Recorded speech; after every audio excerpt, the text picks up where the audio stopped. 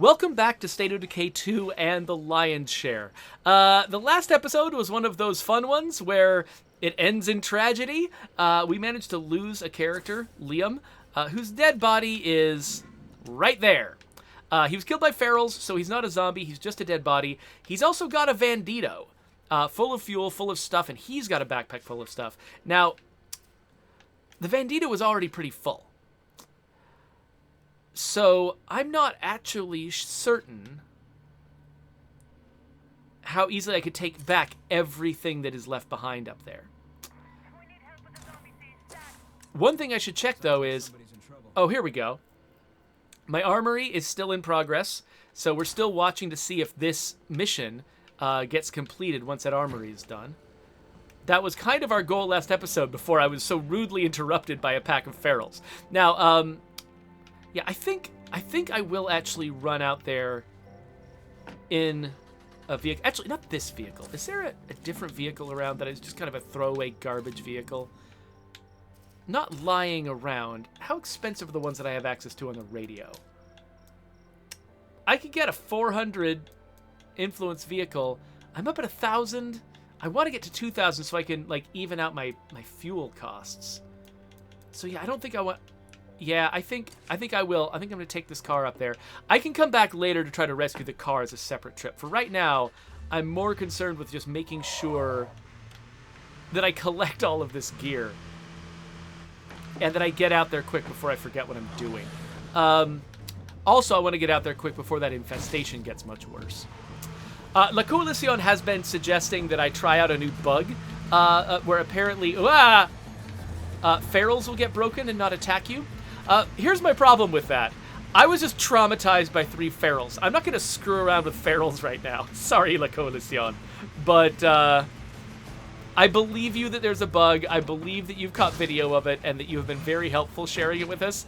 I'm not feeling up to just tempting fate with a feral right now. Why are there so many zombies here? Okay. The problem is... This is episode, what, 72 with this community? This community has been around for so long that they've maxed out the sort of hidden behind-the-scenes difficulty curve. So it's not just that I'm playing a Nightmare. It's also the fact that I'm playing a Nightmare with an extremely advanced community.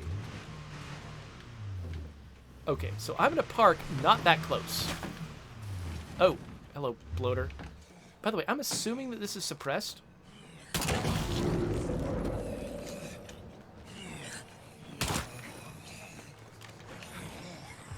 Oh, I see you.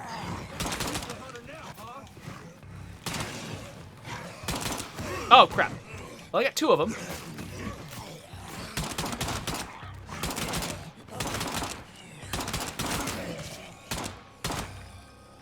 There we go. That was a lot of bullets to kill 1 pack of ferals, but whatever. So now we killed them. That's great.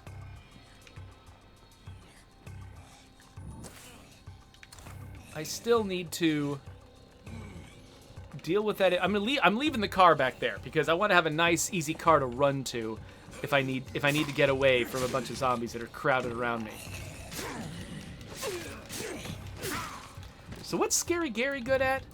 Marathon. That's right. Scary Gary's really good at running around forever and not losing a whole bunch of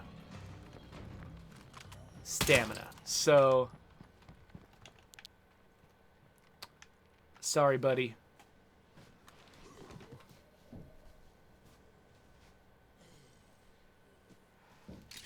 Okay, so I definitely want his Conda, definitely want his cold turkey. And, of course, I'm empty.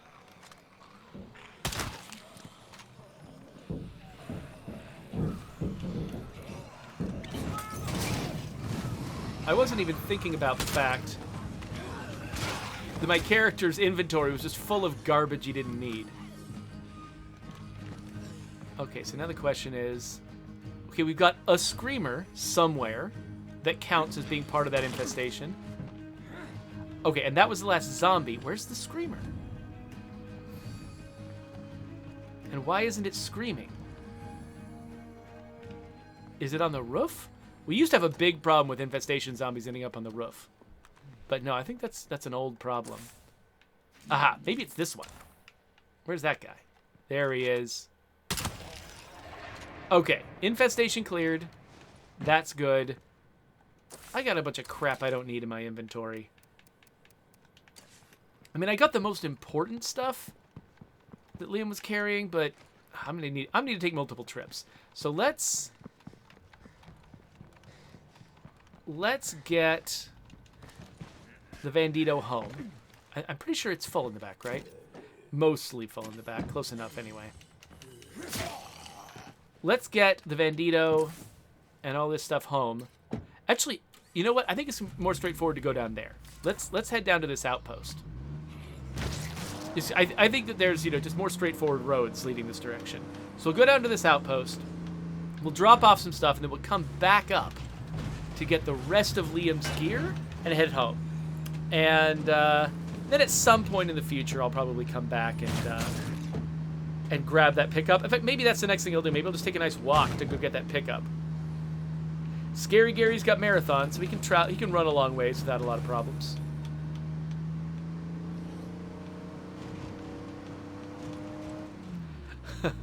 La Coalition is saying I should invite him to play co-op with me so that he can drive that other car back to base. You know my rules about co-op, which is that I'm scared of other humans and I don't play co-op. So this place should have no zombies in it because it is an outpost. Let me just point my headlights in a different direction so that we can see the beautiful lights. I still really like the way that we finally managed to take places you own and sort of dress them up with lighting and stuff like that. That was... People don't bring that update up very often. Like, they don't call it out as being, like, their favorite thing we ever did. But I think it's got a nice, subtle, positive effect that's pretty worthwhile. That gives me a little bit of space in my inventory. Let's see how much space I get by reloading the gun. Not quite enough. That's fine. I don't think I'll need all of these bullets. So let's grab another couple things. This and this and this. I guess maybe that's it. I think between my inventory and the Bandito's inventory, I can carry the rest of Liam's stuff. So, oops. I hit the wrong button. Let's get this. We got Marathon. Who needs this? We got that. We got that. Let's drop that. Okay. Lots of space in our inventory. Lots of space in the back of the car. So let's head back and get the rest of the stuff off Liam's body.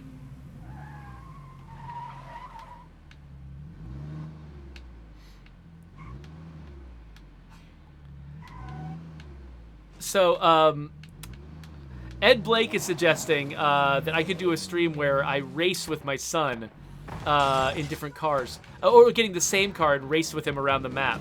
And try to bump each other into... Oh, man, I hate this bug where we've got several different pieces of UI that all appear on top of each other. Oh, that drives me crazy. I literally bugged this like a year ago.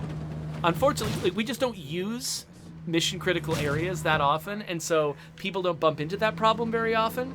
But when they do, it's ugly. So, I don't know. It's bugged. We'll get to it eventually. Again,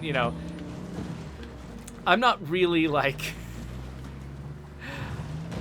upset about it. I'm just like, it's tough. This is such a big, complicated game. There's so many little things that you just want to do, and you can't get to them all.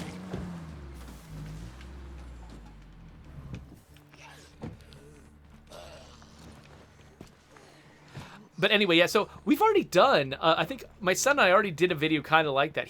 That is his favorite thing to do in State of Decay 2, is to have police chases. Oh, come on. Where one of us is in a police car, and the other one's in another car, and we're chasing each other. And it's like a racing game, only it's like Need for Speed Hot Pursuit, instead of whatever other game you want to name.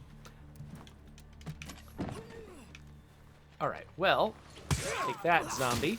How How are we doing on that? Oh, look at this. Okay, the armory completed, but the Warlord mission did not complete. So this mission to choose a new base that's capable of supporting an armory. And I'm gonna get a nice little shot of this. This feels important. But yeah, so this mission to prepare to get an armory doesn't go away if you get an armory, and I feel like it should. So that's a bug I'm gonna have to write. Wait, I got a fuel rucksack out of that? All right, sure. Why not? What about this one?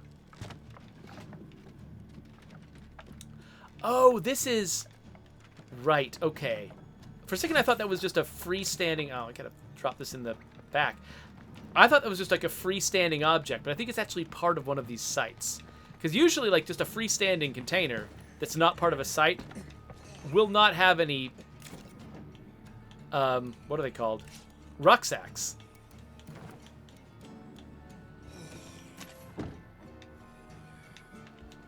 Because the rucksacks are all meted out, mostly anyway, they're meted out by the quota system that says, you know, we need to find this many sites and make sure that these sites have the right resources in them and stuff. And so it's very, very rare, if even possible at all, to get rucksacks showing up in places that are not official sites. So they don't have icons on the map, basically. So I was weirded out by finding a fuel rucksack in that box. I was just like, why would this have a fuel rucksack? But I guess that's what's up.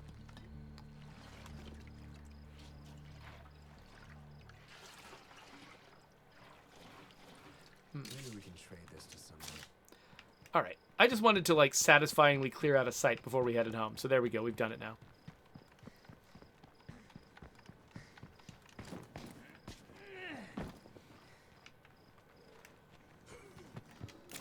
All right.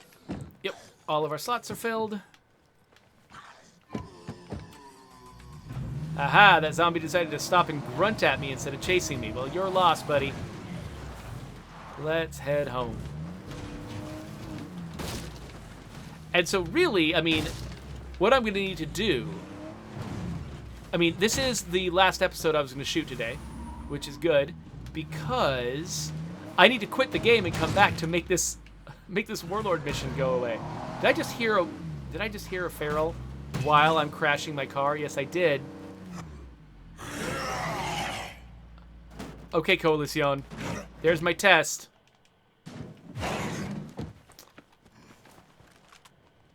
Feral did rip my door off. And he's also attacking me. I don't think I experienced the bug.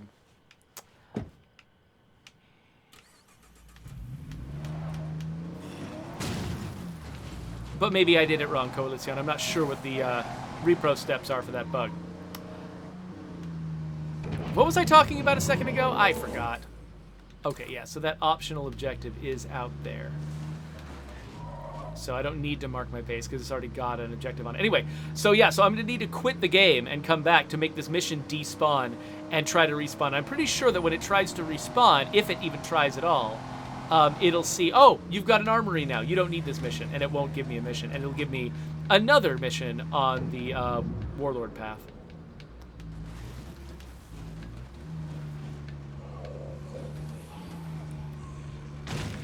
So many zombies gathered around my base.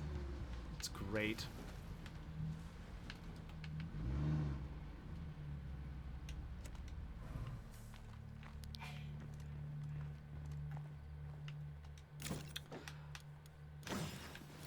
So let's drop this stuff off. And drop this off. And this. And that. And that. And that. And that. And put that in there. And that. Okay. I think we're in good shape. So, now my problem is I left a car up here that I like. So I think I'm going to go back on foot. And I think before I go back on foot, though, maybe I'll grab a few of those Molotovs that I put away. Because I might need a little bit of help. Molotovs, where are you? Down here. let's just grab some Molotovs and, yeah, some snacks. Let's make sure we're actually ready for anything. So Set a Hot Pot says, I've been wondering for a long time if anyone at Undead Labs was getting inspiration from the Walking Dead TV series, creating certain things in the game. So yes, but not exclusively. Like The Walking Dead, I think there's a lot of influential zombie media out there that has made a huge difference to the genre as a whole. And The Walking Dead is one of them. I mean, The Walking Dead came in and told a very popular, compelling story that wasn't just about like, oh no, zombies are attacking. How are we going to fortify this mall? Which, like, usually it's those sort of short-term problems that zombie stories would be about.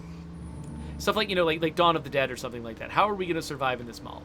But The Walking Dead was about how are we going to survive for years? What is our life about now? How are we going to protect our children? How do we imagine the future? Like, that's the kind of thing that The Walking Dead is about. And like you've got, like another revolutionary piece of zombie media. Why did I get in a car? I was talking about how I was going to go out on foot. Why did I grab a car? That doesn't make any sense. This is the opposite of what I was going to do. So I'm going to kill those screamers because I don't want to encounter them on the way back. But now we're going back to the house to leave the car.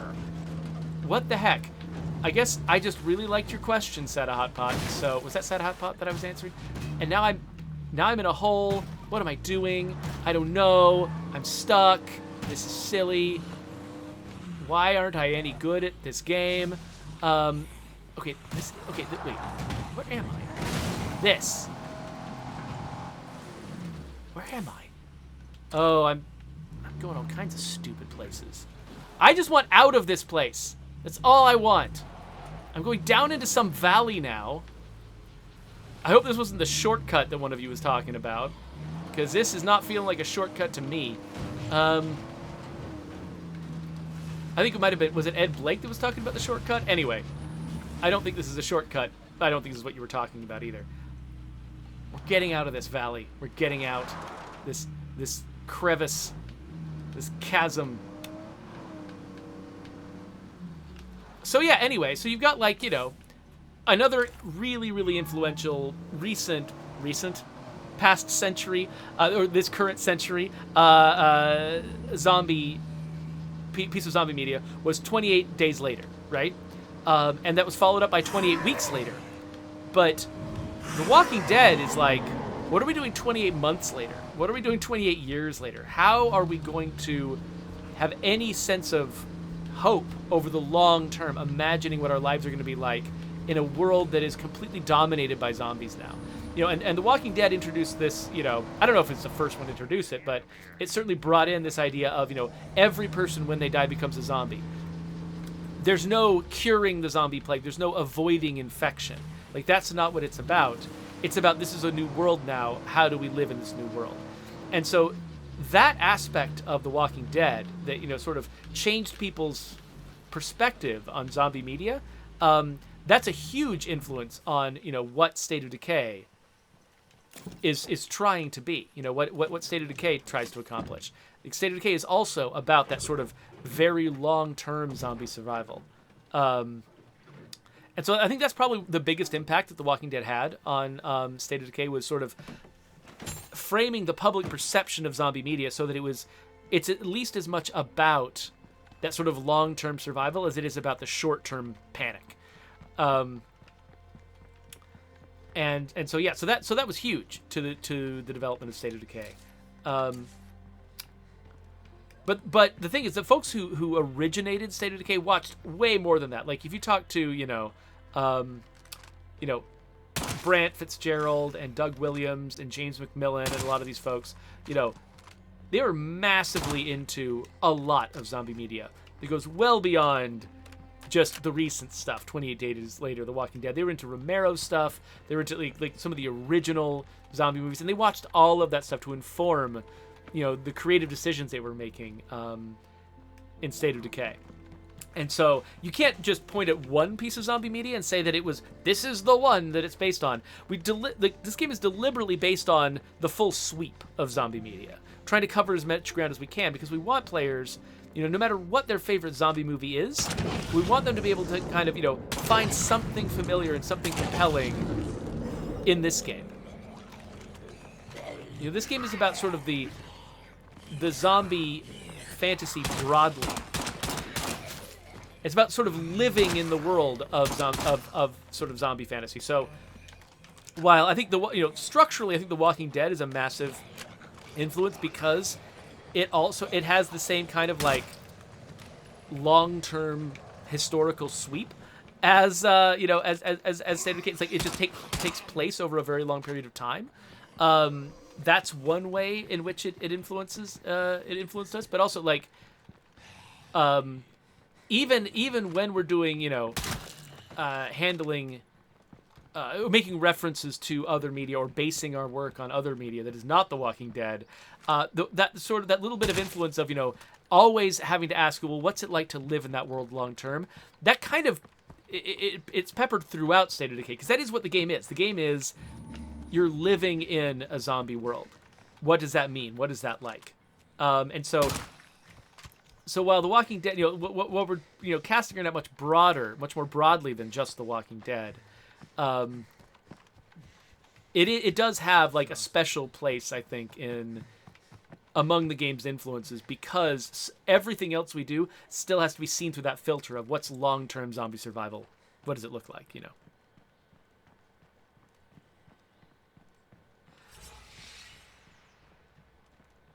So I'm trying to read back in the chat now that I don't have the zombies right on my butt. Oh crap! No, you don't. Okay, I really do not want that juggernaut chasing on my heels. So I'm gonna try to give it a wide berth. Okay, moving along. Yeah. So I'm reading back in the chat now, and Nightmaker. Back when I drove off in the van, Nightmaker was like, "I thought you were walking." Yeah, totally. You're correct. That was my plan, and I completely screwed it up. But then Nightmaker went on to ask, do perjury laws in the USA carry jail time like they do in Scotland? Did I miss another part of the discussion where that became relevant? I mean, I'm not a lawyer. I cannot tell you how our laws work. I'm pretty sure that I don't know much about perjury. The impression I've gotten from television legal dramas is that perjury can carry jail time. If contempt of court can carry jail time, I feel like perjury is like contempt of court, only worse. And so I would imagine it probably could carry it too. I'm not a lawyer. I don't know the answers to these questions. Not for reals. Not with any real kind of respectable expertise.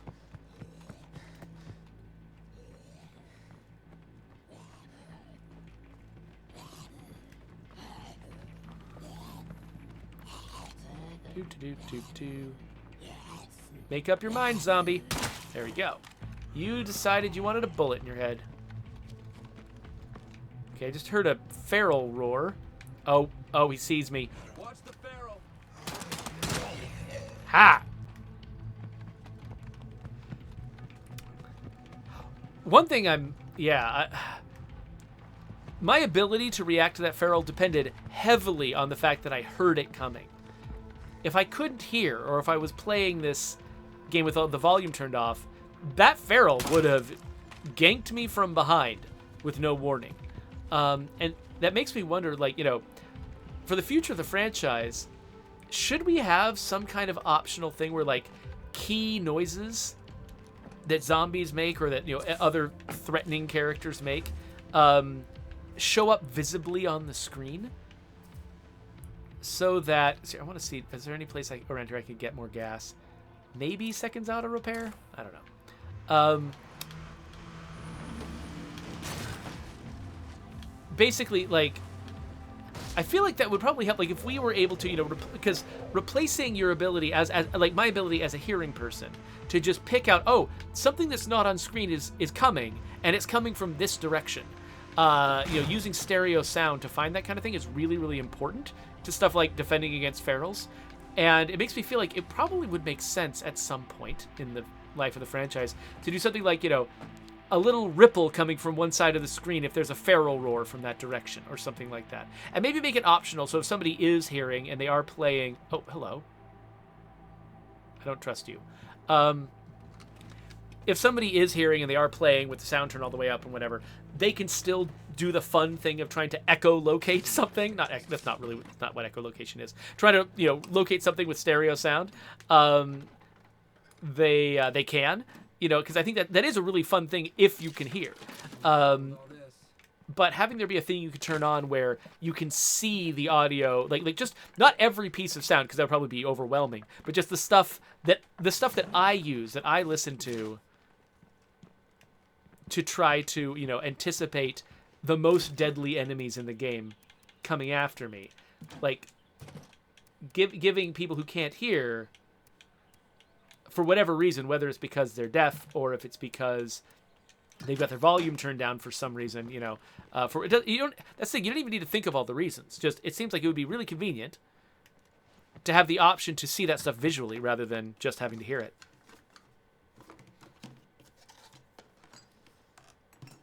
We're done here. So Le Coalition said that they would love a version of State of Decay or a game like State of Decay where it takes place on an enormous map and then time progresses in eras. Like, there's sort of, the time right after or even during the zombie apocalypse. And then there's the time, when people are starting to, recover. And then there's a time where there are weird dystopian governments that have taken over. There's all these different ways that people have sort of depicted the future of the sort of the post-zombie apocalypse, and being able to sort of progress through different ages of that time. Yeah, that could be pretty interesting, actually. I do like the idea of the game being able to sort of progress more over time. Like, of course, you've got the progression of your base and of your community. As you just build different things, make different decisions, move around, that sort of thing. There is a story there. There is a history there. But it's kind of limited to the stuff that you can control. It's limited to, the parts of the game that you kind of own. The characters, the base. It would be interesting if it were possible to sort of and I don't think this is very feasible for State of Decay 2, but maybe it's a thing we could think about for the future. To have actually, time pass and change the map in some ways, change the distribution of zombies in some ways, change, just what missions are going on in the world. That was actually an idea that we had for State of Decay 2 that we just ended up not being able to afford to implement, was the idea that we would do, have a planned series of content drops that changed the overall story that's being told. Like, the interactions between Red Talon and the network, for instance, could be really important to some ongoing, larger scale story. It just occurred to me that I don't think I have room to carry any of this stuff. Oh, I do.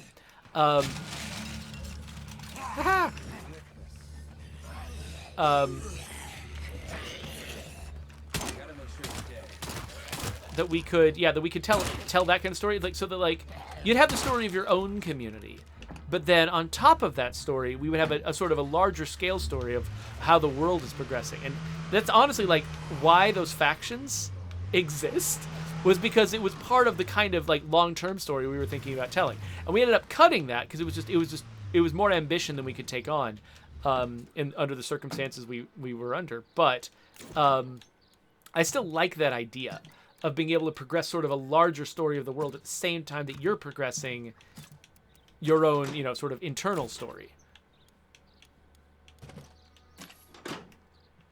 Within your community. Because the thing we don't want to do is, we don't want to just sort of co-opt the story of your community. The story of your community is the real story of the game. And we never want to undermine that, right? We want the story that you are telling through your choices to be the real story of the game. And we don't want to compete with that by saying, oh, and also here's this story that you're playing through. We want your story to be the main story, to be the sort of front and center story. But if we get away from that and say okay, yeah, that story's going on, but there's in the background, there's a different story going on, kind of a sort of a larger story happening mostly outside the boundaries of your map. There's a story going on, and it kind of reaches in sometimes and affects what's going on in your map, but it's outside your view, and it's not interfering with very much. It's not interrupting or taking center stage away from your community, but it's still happening, and it provides more context for your community and the decisions your community makes. That kind of thing sounds like it could be really fun. We weren't able to do it in State of Decay 2, but yeah, I really liked that idea. So, okay, my back's starting to hurt. I'm getting kind of tired. We have managed to bring home all of Liam's stuff, which was the plan, and we've got our armory built, which was the other part of the plan. And so between those two, I think we're doing pretty well. We're going to have to quit the game anyway in order to make this mission go away. So, in fact, I'm just going to quit right now. So we'll quit the game. Next week, we'll come back, we'll restart again, and we'll try to follow up on some Warlord missions. And get down to the point where we're at the last mission, and then we'll leave this community alone for a little bit so that we can, so that I've got it available if I need to, if I want to show a community progressing through their final legacy mission and still being able to continue in the world of Forever Communities once that update drops. I'm actually not sure how the timing's going to go. I don't know if it's going to be available out on a retail build for me to use this community to show that feature when it's time for me to do that stream. It may, sometimes we do those streams right after the update comes out, and sometimes we do them right before. And so I don't really know. But I'd like to have it available as an option. And if it doesn't work out that way and I end up showing those features in some other way, demonstrating it in some other way on that stream, then we'll do it in this stream, and we'll do a special Forever Communities episode on this stream that shows that. But we'll see how it goes. Or maybe I'll just get all my characters killed, and none of this is going to work. No promises in any direction. Goonbuggy is asking, birthday stream? So I'm assuming, because my birthday was last month, I'm assuming you're talking about the 4th birthday of State of Decay 2. Yeah, so there is going to be an official stream to celebrate the birthday of State of Decay 2 coming from the lab. It's not today, even though I think today might well have been the official release date. We're doing it tomorrow. So Joe is going to be running the stream tomorrow. He's going to have some community members on as guests. He's also going to have some of our friends at Obsidian, I believe, participating. And he's going to do sort of a celebration of all this post-release stuff that we've been doing for State of Decay, sort of celebrating what we've been doing for these 4 years and how fun it's been. So he's doing that tomorrow, which means if you're watching this later on YouTube, he already did it a week ago, and you've missed it. Sorry. But you can subscribe to my channel, you can watch my next Lion's Share video, and maybe I'll put a link to Joe's stream right here when it's available, or something else when it's not.